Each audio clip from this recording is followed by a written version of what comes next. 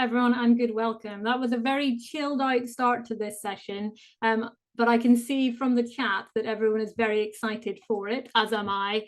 Welcome to this session. My name is Alex Pryce, and I am delighted to be joined by Emma Donoghue, whose new novel, Learn by Heart, is the focus of this session and would appear to have been a little bit of bedtime reading for lots of us in the past couple of months.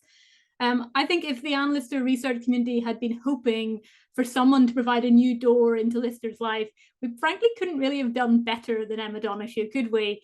Her previous work includes a Man Booker shortlisted novel, Room, which was made into a multi-Oscar nominated movie starring Brie Larson. She's written a raft of impeccably researched historical novels, which range from monastic Ireland to Victorian England.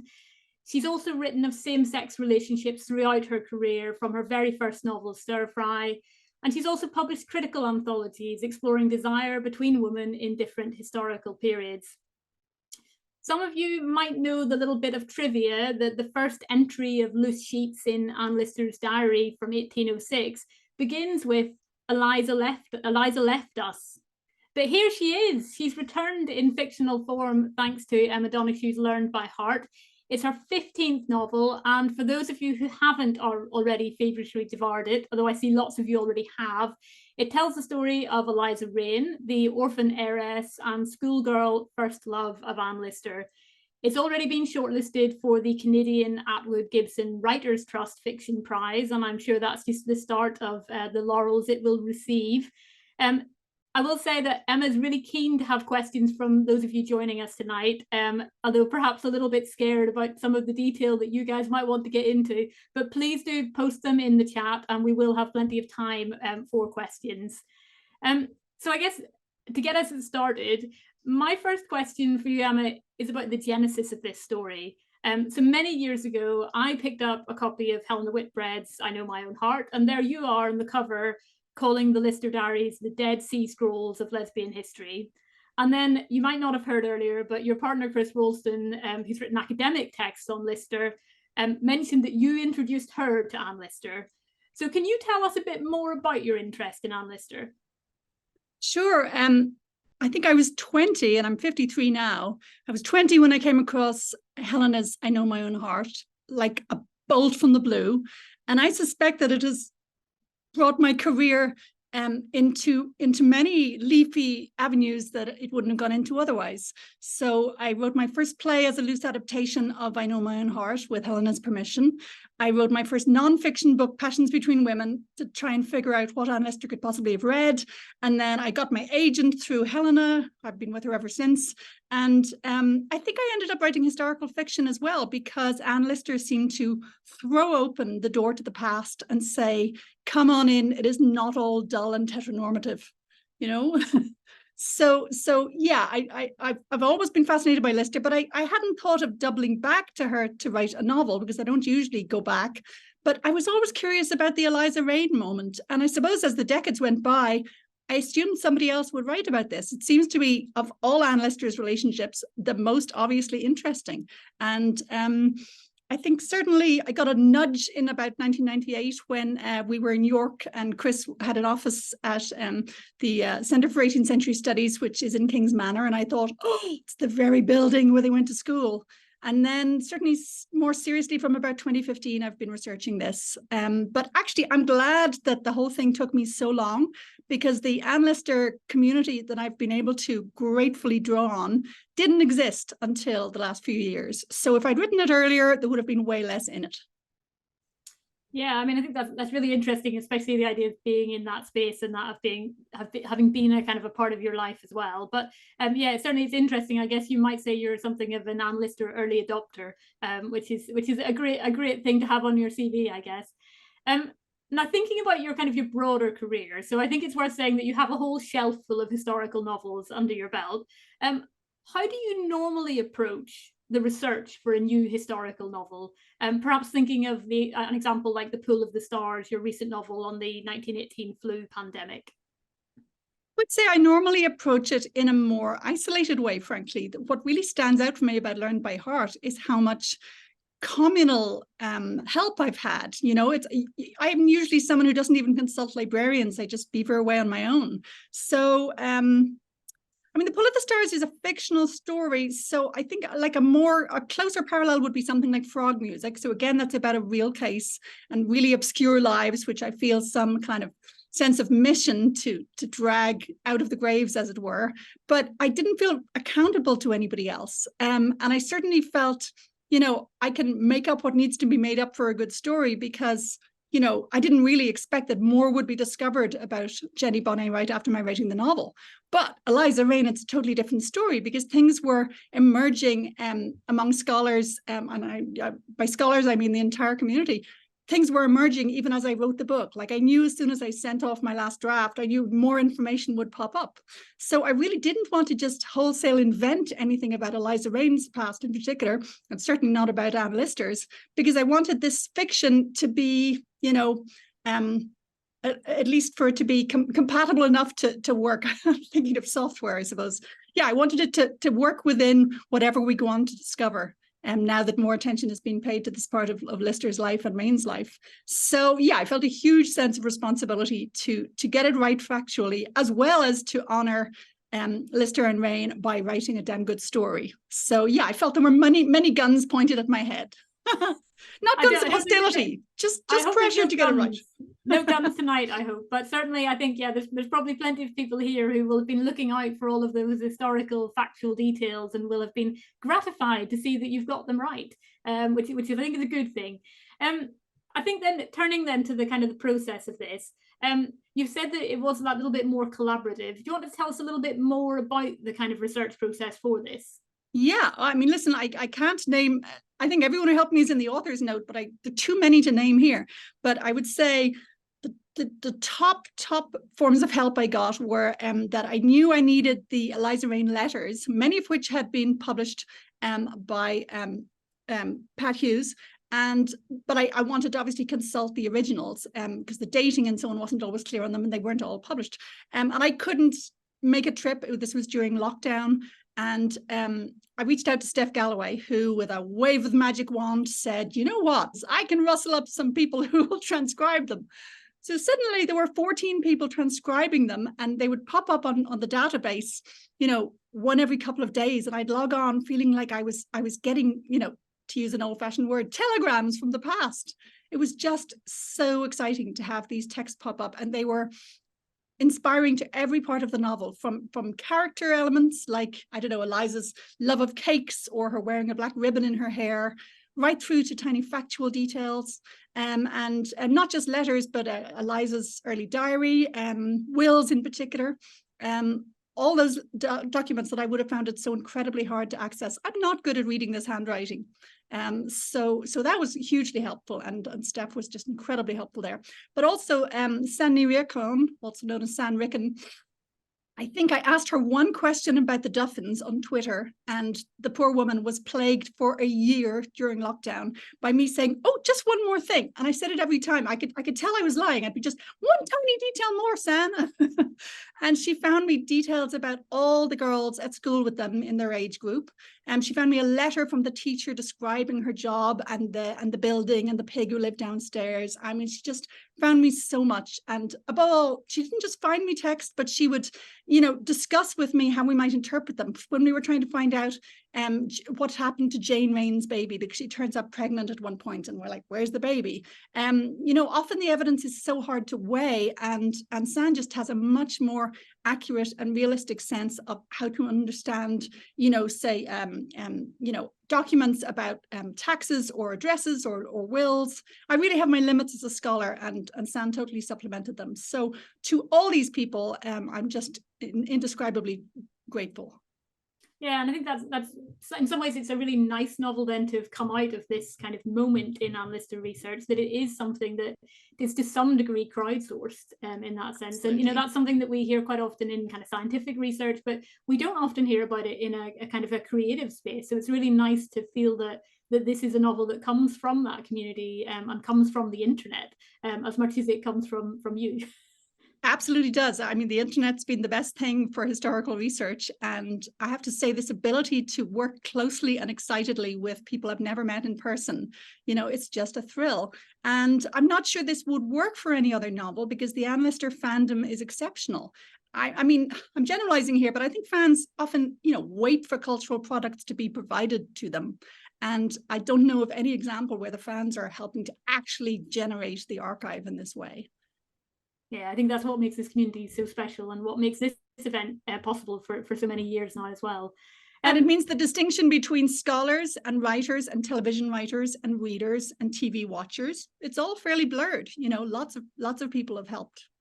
Yeah, definitely. This such a unique experience, I guess, and such a nice thing for all of us to be able to kind of have experienced as well. Thinking about this novel, and I see we've had a question pop up about this already. You can see that you've really spent a lot of time getting under the very skin of King's Manor building in York, understanding Eliza's voice in her correspondence. What were the sources that you find most inspirational for the writing process? And if I can quickly take that question from the chat that's popped up, have you actually been in the slope? I couldn't tell which room was the slope. I've been around King's Manor, but they don't open all the rooms. So that wasn't in any attic bedroom. I went around with an architectural historian from University of York, Chris Norton, and we could see over pointing towards the church. Is it St. Olaf's, or am I thinking of a cartoon character from Frozen there, haven't I? It's funny how quickly you forget the details. Someone will correct us in the chat. Someone will know what church. The school's church, the bit of the building pointing there, sort of north, I think. You can see a few attic rooms in a row, and I think that isn't the most likely to have been. But I don't think I've been inside the slope. But certainly going around the building was hugely helpful. As well as looking at sort of old sort of floor plans. The crucial sources were Eliza's letters, and of the sort of several dozen letters between her and Anne, I would say we have more Eliza to Anne ones because Anne held on to them, whereas anything Eliza had would have got lost. I mean, the fact that Eliza ends up spending 40 years in the asylum, it means so much of her life as well as her property was just erased. So it's funny, I was writing about this girl who had treasures and diamonds and money in the bank, and yet ends up with absolutely nothing. So kind of class-wise, it was a strange project to be conjuring up somebody who once had so much privilege and who really lost everything, except I suppose that, she was never left to starve or anything, but she did. The last 40 years of her life is just so bleak. One problem I had in terms of writing the novel was working out how to represent that honestly, because I couldn't just skip it all and pretend that there was nothing but this happy year, but nor could I weigh down the novel with lots and lots of misery. So finally I decided on a kind of a frame device of imaginary letters from 1815, just, marking the asylum moment, as it were. But obviously most of the novel is that year that she was 14. But I think I was following Eliza's priorities there too. She was obsessed with it too. She's the one who recorded exactly what date they met. She went on and on about York being the place where her sun rose and her sun set, So I'm kind of, echoing her obsession there. Yeah, and I think, I guess that is something that happens quite often with women in history. If they don't marry a kind of a wealthy man and then kind of become remembered through that sort of family line or something, often there is very little left of them, and especially when they've ended up as Eliza did, sort of not penniless per se, but not in a place where these things are recorded and remembered or valued. So yeah, I think that's why maybe it makes it especially important to kind of focus on her story as much as kind of Anne Lister's story. I guess you have kind of touched on this a little bit on kind of your desire to kind of focus on fact. But I guess the kind of the key question whenever you fictionalize any real people is that balance between fact and fictional creation. Do you see yourself, using fiction to fill in these gaps, or have you deliberately taken liberties with facts for dramatic effect? How would you respond to that charge? Yeah, good question. Certainly with previous novels, I've taken more liberties. When I was writing a novel about the Codrington divorce case, I telescoped the action from about 3 years to a month or so, just to make it a more exciting story. I'm not really aware of any major liberties I've taken in this case because, I'm so attached to the community in terms of digging up the real facts, that I don't want to, substitute some fiction. So, for instance, I had to invent a place for them to have met because I thought that was something Eliza would mention. So I sort of sweated over what a plausible place was for them to have met. We know it was August 4th, 1804. So I decided on, a party at the Hunter's house. And I had to invent a reason for Anne Lister to leave the school, because I've looked so long and hard, but nobody has shown me any actual evidence that anyone was expelled or that any mysterious parcel of papers was discovered. I don't see why the girls would have been sending each other a lot of letters at school anyway. I think the letters are naturally produced by absence and distance. So anyway, I didn't find an expulsion. So I had to settle on, I went for an accident instead. It seemed the kind of thing that could cause like a sudden rupture, as it were.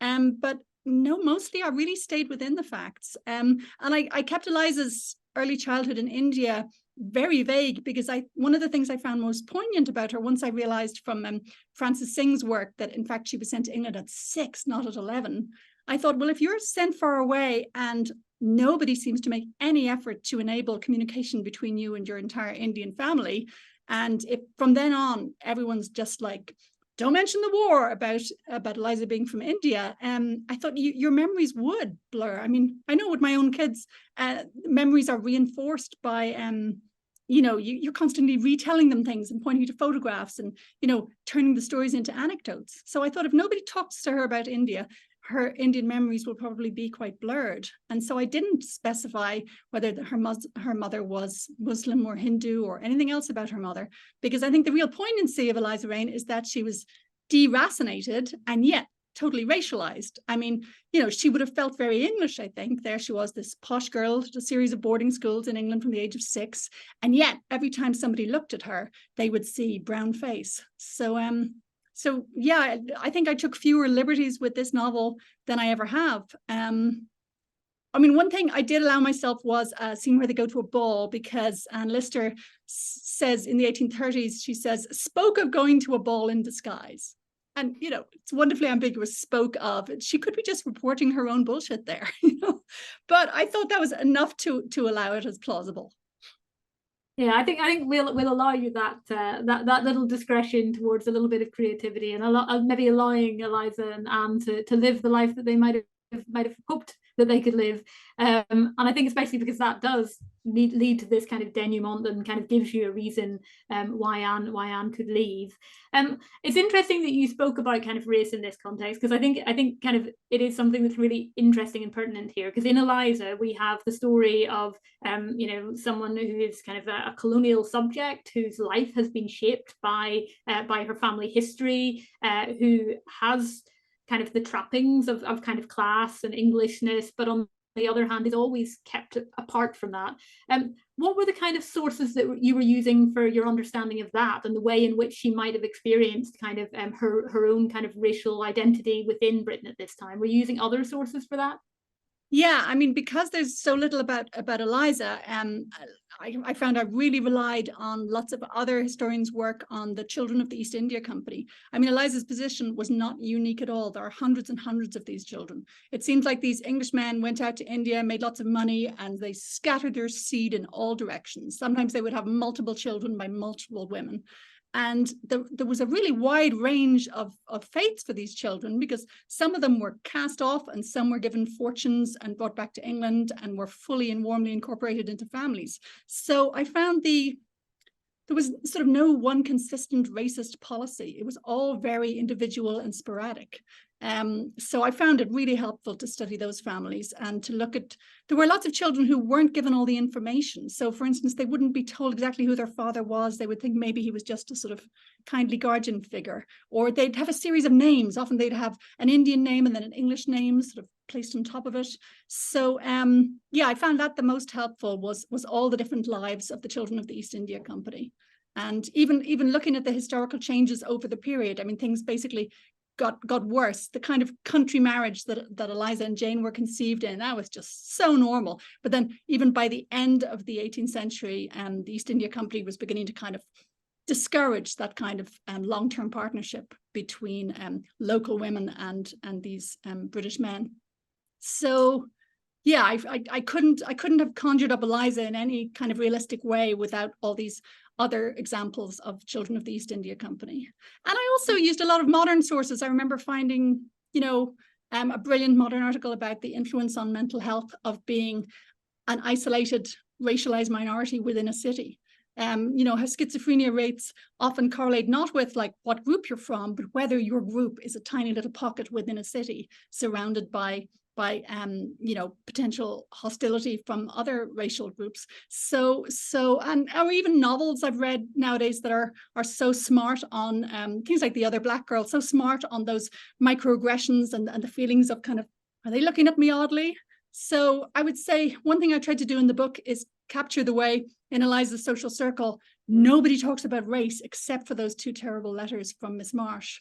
So I thought a lot of the time it would have been unspoken, and maybe the kind of constant anxiety you can hear in Eliza's letters, like must get my homework done, must get to my class on time, not sure whether to stay on at school and please the schoolmistress or please my guardians. So that anxiety, I really tried to understand in terms of her untenable position, basically, as this biracial girl who, nobody was mentioning her Indian side, but it was always there.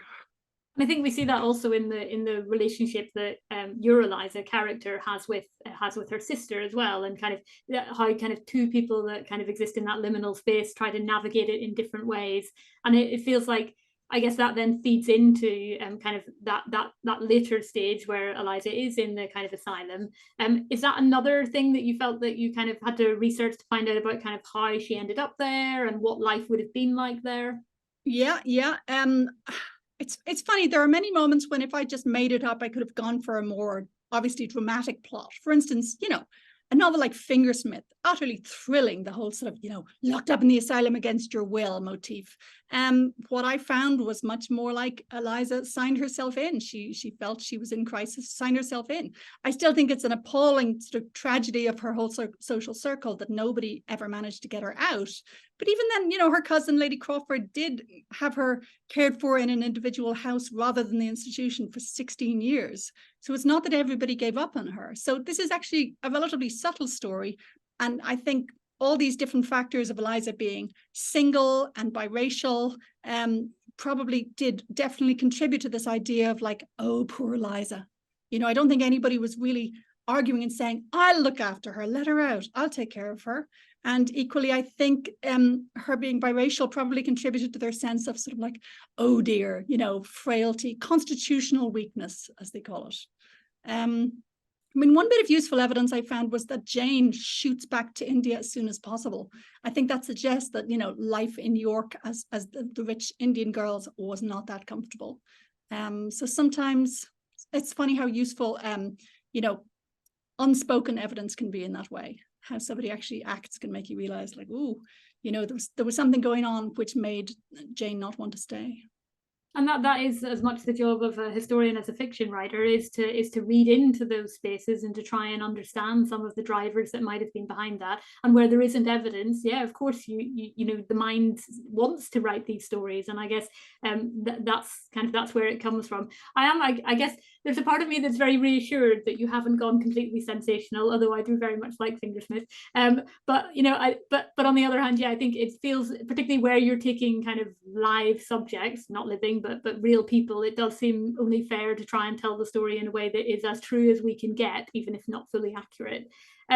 Something else that I wanted to draw on is, you often write about contained spaces or communities of a kind. So, yes, it's a bit of a tick, I'm afraid. I'm getting sheepish about this the now. Pandemic hospital ward, relatively few characters, almost kind of like a play, a remote faith community in Haven, a rural home kind of space in The Wonder.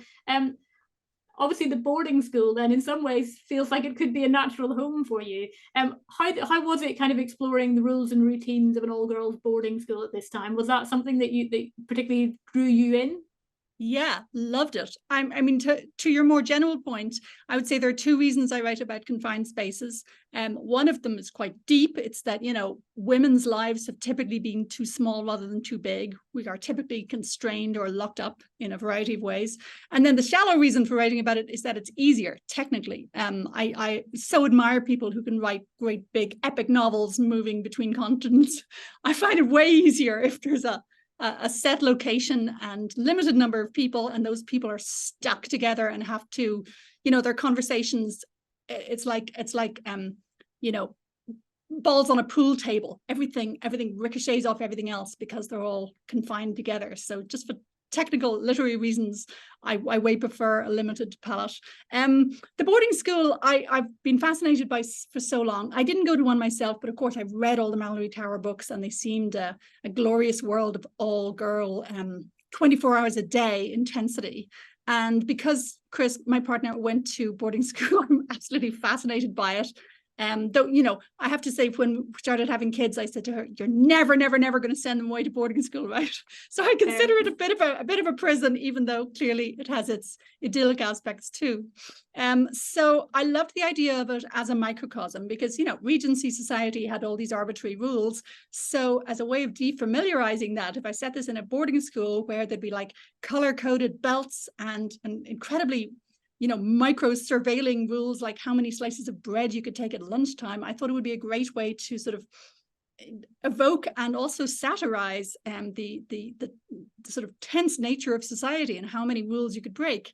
I mean, there's such a poignant moment in Eliza's adult life where she goes away to Bristol for the winter, for milder climate, and she's hoping, I think, that Mrs. Norcliffe might at least by letter introduce her to someone, but that doesn't happen. So she doesn't know anyone, so she can't get to know anyone because you're not allowed to just walk up to someone. So the idea that you move to a new city and there's a kind of plexiglass barrier between you and everybody else. So you're just talking to your maid all winter because you're not allowed to make the first move conversationally. That's just tragic.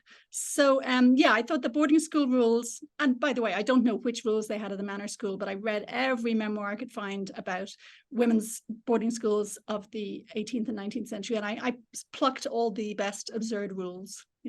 I sort of selected from the madness of all these different schools. I was going to say, by the best rules, do we mean like almost like the worst of the worst or something? To make but I didn't make it the harshest schools. No, some schools were far worse. I chose fun things too, the parlor games and the walks and so on, and some of the divilment.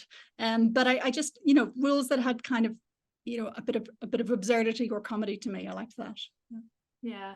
And I guess another kind of aspect of that is that kind of as you're writing, and obviously as a writer, you're fascinated with language and with words, and you really seem to glory in the kind of the quirks of the language of this period. I spotted lots of period accurate kind of terms used exactly as Anne Lister herself would have used them. And we know that from the diary and from the letters.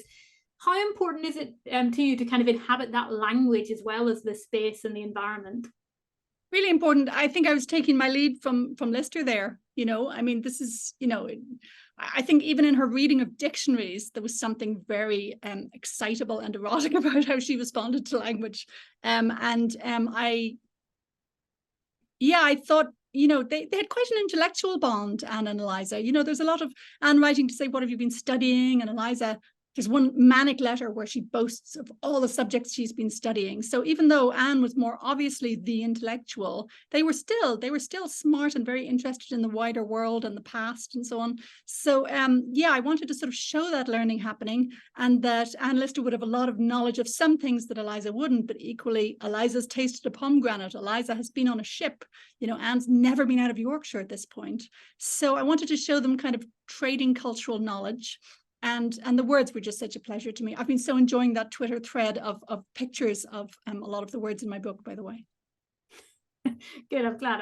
I think you'd also enjoy the game that we played, not last year, the year before, Jane Kendall's game on vocabularizing with Anne, where you have to guess what the real meaning is of the word. I think we would have a good game of that. So maybe next year we'll bring you back for that. I think you mentioned at the start that you have written this play about Anne Lister before. It's not the first time that you've kind of written about Anne Lister. And in fact, it was 30 years ago this year that play was first produced just down the road from me in Cambridge.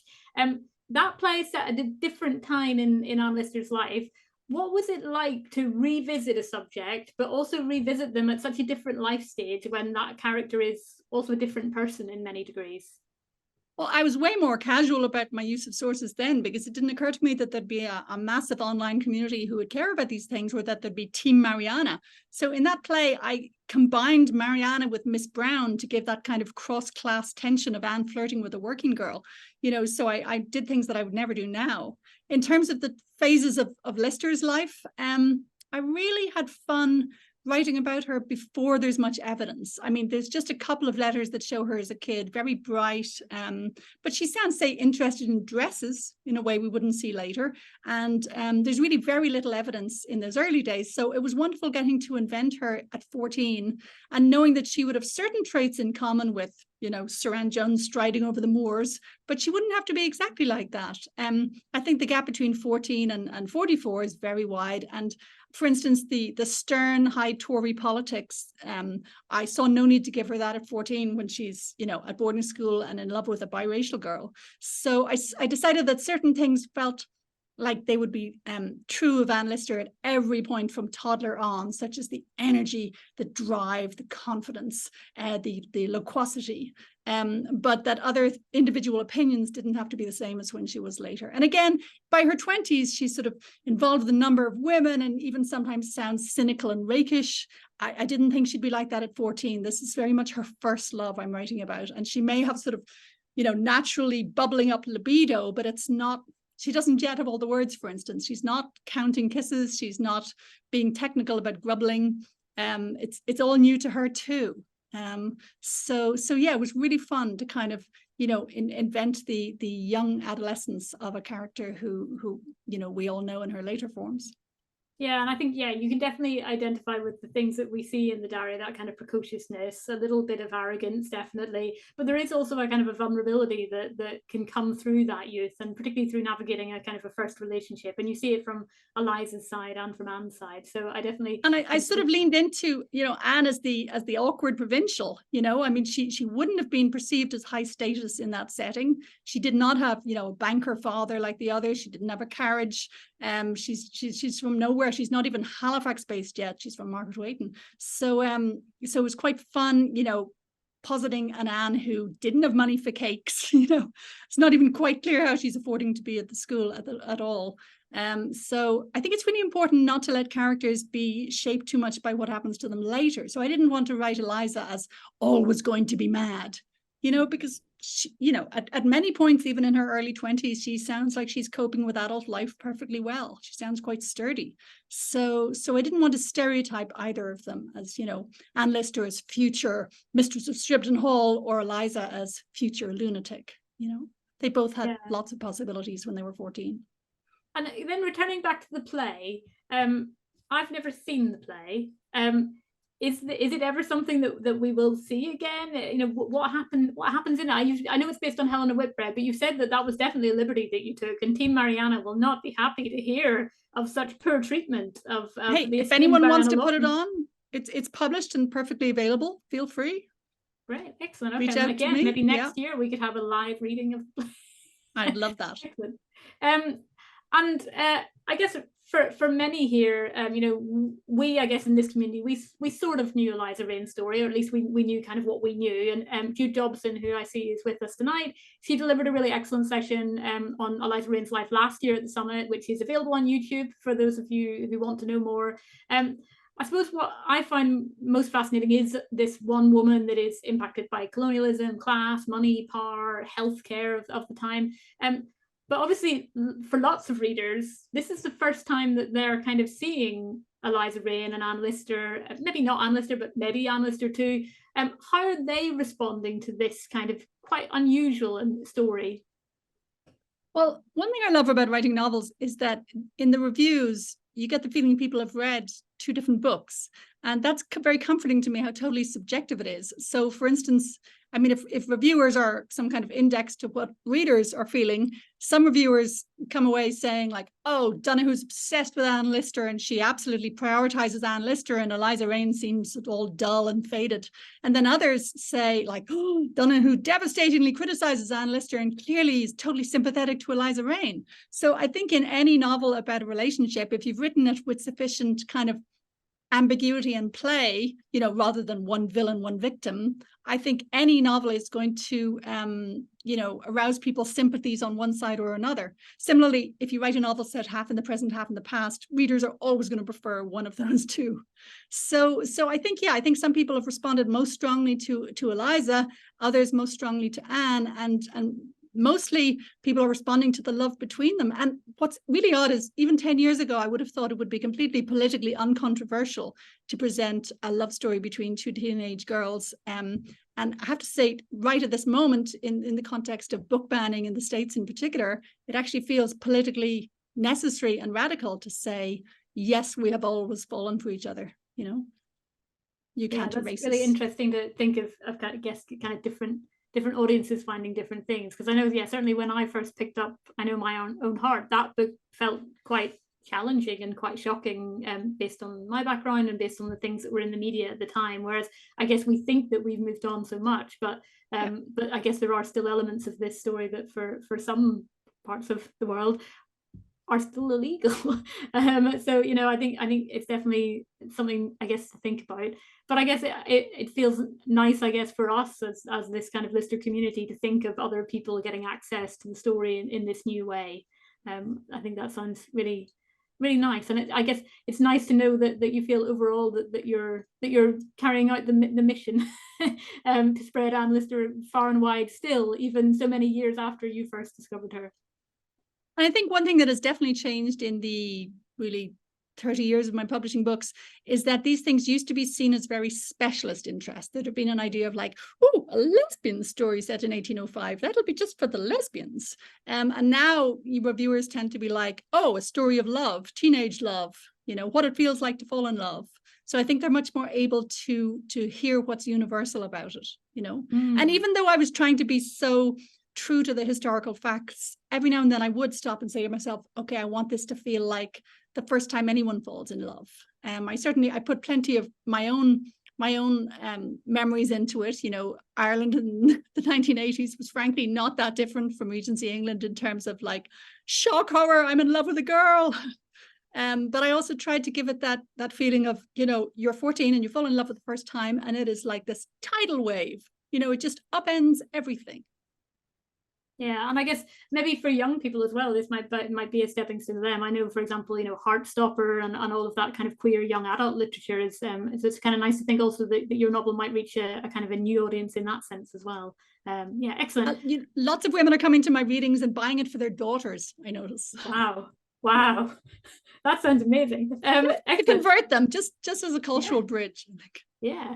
So I'm going to open this up to questions from the audience now, because I know you wanted especially to leave lots of time to allow them to get all of their questions in. And if you haven't sent your question, please do post it in the chat. I'm going to have a scroll up and see where we got to. There's lots of chat, lots of very excited people, lots of people loving the book. And there's lots of people thanking you for some of your other books as well. Passions Between Women was a big part of what spurred me to create the lesbian historic project accidentally. I'm thrilled to hear there's so that. much in the chat here, it's amazing. So there is a question: do you have a working theory of the real reason why Anne Lister did not return to York Manor School? What's your kind of theory? You can be creative at this point. I think it was probably always a slightly tricky arrangement. I mean, I've never found a clear answer as to who was paying the fees, but it's not as if that was an easy business. It's not as if, you know, her father and her aunts and uncles could all have happily paid the fees.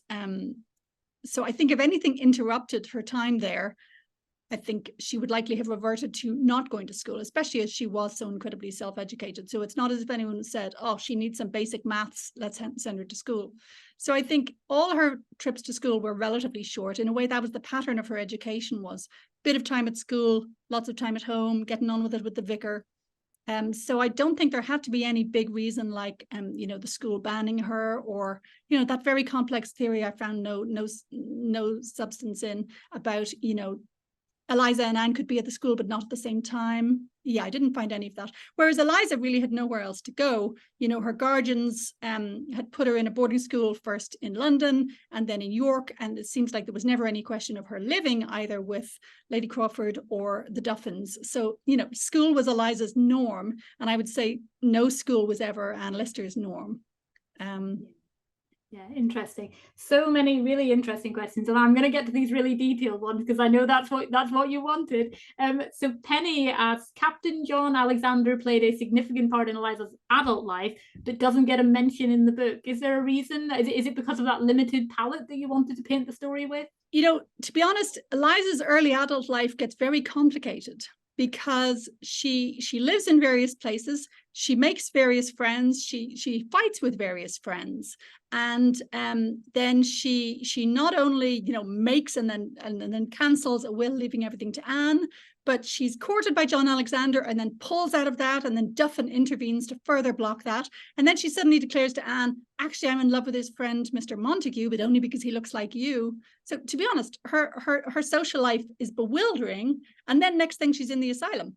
So it would have really, messed up the balance of the book, I think, if I was trying to give high-speed summaries of her adult life. And I really thought what mattered was the essential, which was she had Anne and she lost Anne. And I was trying to capture that sort of tone of sort of yearning and her attempt to understand what happened the year she was 14. So yeah, I was being strict with my limits there. I don't mention Miss Marsh either. I don't mention lots of people. So I know in terms of a biographical account of Eliza Raine, it might seem odd to leave out Captain Alexander, but I was really trying to go for kind of a satisfying artistic shape. You notice in the boarding school year, I follow boarding school rules. I don't even follow them home for dinner, let alone for the holidays. I just skip all the holidays. So I was really writing a boarding school novel with a sort of yearningly nostalgic frame of the letters from the asylum. So yeah, I because a biographical novel can so easily become messy with, long descriptions of the other decades. And I really didn't want it to follow either Anne's long life or Eliza's even longer life. I really wanted the thing to have a kind of poignant purity, Yeah, no, I think that's good. I think you get artistic license that you can keep in and keep out wherever you want when we're here for that. I have a question about the music. So there are kind of instances of music in the book. And obviously we had a section about music earlier today as well. How were the decisions made around what music should go into the book? And did you actually seek out those songs to find out what they sounded like? I don't think I found audio of them, but I certainly, any songs that were mentioned in the archive, and sometimes Anne and Eliza would clearly use songs as kind of, a coded love message. And they send each other sheet music. So I thought that was important. So any songs they mentioned, I sprinkled into mine, but then I probably chose other songs that had lyrics that I found suited my purposes. So like the one about this town being heaven on earth. I'm sure that's one I chose. So they'd all be the songs of the time, and some of them would be specific songs that Anna or Eliza name checked. Actually, the detail that sticks in my mind about music is that music classes then, they all practice their separate tunes simultaneously, which just sounds a nightmare. I don't know, you didn't see my primary recorder practice. It was something like that. We may have been meant to be playing at the same time, but we definitely were not. I think all school music classes must be pretty chaotic. This is a really interesting question because obviously, we're using source material that Eliza probably did not expect that we would be reading these letters, 200 years later, or her diary, and also maybe didn't even expect that people would even know that she did love Anne. So did you feel any kind of qualms or ethical responsibilities to Eliza in narrativizing, it's a big word for a question for me to read out, her life and love, and making the public a story that she never did? Yeah, I feel these ethical qualms about every real person I've ever written about, starting with Anne Lister back in my first play, and certainly through all my historical fiction. The way I usually rationalize it and make it okay is that I'm typically writing about people who are completely forgotten. And I generally think we don't want to be forgotten. There may well be exceptions. Maybe some of you would prefer to be forgotten, but I think there's been too much forgetting in women's history in particular. I think the idea of like the good woman who burns all her papers on her deathbed, you know, I think that association of women's virtue with silence and erasure just creeps me out. So I tend to assume that, you know, the ghosts of Anne and Eliza will forgive me my interpretations so long as I, you know, get them more readers. I may be just projecting my own view here, but I don't think most people want to be forgotten. So if I was writing about people who are all terribly well known, I might think, oh, you know, there's no room for another. But because I'm often writing about people like Eliza Raine, I think, you know, a well-intentioned story is better than none. So yeah, but I do have qualms about it. I attributed a murder to a particular young person in frog music. And of course, I have no evidence about who actually pulled the trigger. So I do slightly worry about that person. Might they ever rise up and say to me, I didn't pull the trigger? But that's the only one I feel really bad about. Mostly, I think I'm writing very empathetically and as accurately as I possibly can. I'd say if they haven't sort of popped up already to haunt you, I mean, for a couple of years, you're probably okay. And I mean, again, in terms of ethical qualms, you've come to a conference where we spend, you know, hours upon hours poring over the intimate details in a woman's diary. So probably we're maybe the wrong audience to even be asking that question, frankly. Yeah. I also, there's a question here about kind of the structure of the novel, because obviously you're using kind of these kind of letters, and also there's the kind of the narrative as well. How did you kind of decide on that structure, and how important were the letters to it? Yeah, this is one reason why it took me so long to write this novel, because I knew I wanted it to be about the boarding school days, but you know, given their long and complicated lives and their future history, I didn't know how to bring all that in such a way that it wouldn't turn the novel into a complete downer. So I think it was quite late on, probably in the early 2020s, when I was actually writing pieces from the point of view of Anne and Eliza, that I realized actually it's the Eliza bits that are exciting me, partly because post Gentleman Jack, I felt Anne's voice is better known. She's been able to have her say. The diaries are all getting out there, at least in transcription form, whereas Eliza's point of view felt really important and urgent to me, especially given her, you know, weird status as this biracial heiress. So I felt trepidation about it, but I thought the novel needs to be all Eliza's. And then in terms of the letters, I think I always knew I wanted some kind of play between the past and the present, because Eliza's letters, the real ones, are so marked by nostalgia. I mean, she goes on and on about not the details of their past, but about how much she misses it and the pleasures of memory. She really chews over the kind of mingled agony and ecstasy of dwelling obsessively on her memories. It almost felt like, you know, Anne Lister has this huge momentum. She was like shooting through life, and Eliza stays circling and can never quite escape from that moment of when they were together. And the whole thing could be seen as a kind of accident of timing, because if they'd met at, say, 20, and if Eliza had come into her money right away, they might well have gone off to Italy. But, you know, because they met at 14, that's just a long time to wait for the money. So, I mulled a lot over the letters and how much information to give in them. And I tried versions in which she goes into detail about the Duffins and Miss Marsh and Captain Alexander, and it all got too messy.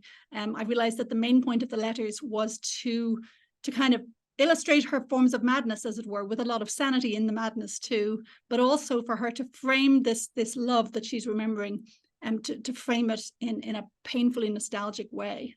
I think my editors were always asking for, you know, more details about their adult life and more data, and even, you know, scenes later on together.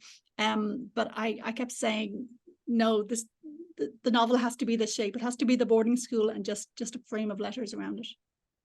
Yeah, and I think that for me, the frame of letters works really well, because I think it gives you this kind of this real first person voice and this kind of insight into the kind of the nostalgia, the kind of the feelings, and the kind of the if you didn't know the end of the story, the creeping madness kind of comes through over time. And definitely I think it really comes through. And also, having read the Eliza letters myself, it kind of they feel real, even though I know that they are fictionalized. They feel like this is the real voice of this kind of character, and I think it really brings it to life and reminds you time and again that this was a real person. Maybe that's something that other readers might not get as much as kind of the Lister fans, but I think that definitely comes through.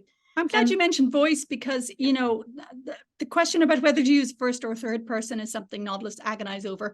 You know, first person can be wonderfully like inviting you into the consciousness of the character, but then you have to keep up a plausible early 19th century voice for the entire thing. So mostly I find third person a more flexible tool. So having the school sections be third person and then letting Eliza speak, you know, in the first person in the letters seemed a good way to give me a bit of each of those things.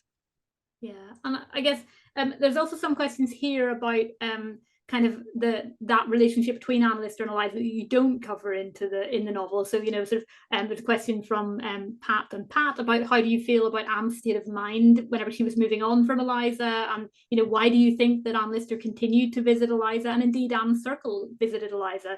So what do you think about that aspect of the relationship that you don't really go into in the novel?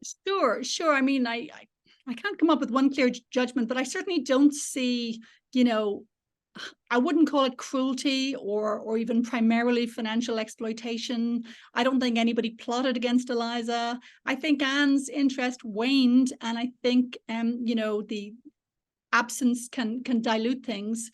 And Anne met other women. And there's a moment I find really sad is Eliza writes to Anne, says, I know you're going to be with Tib now forever. You are true soulmates, but could I like come and be your housemate? And I'm thinking, no, Eliza, don't do it. That would have no dignity. You're better than that.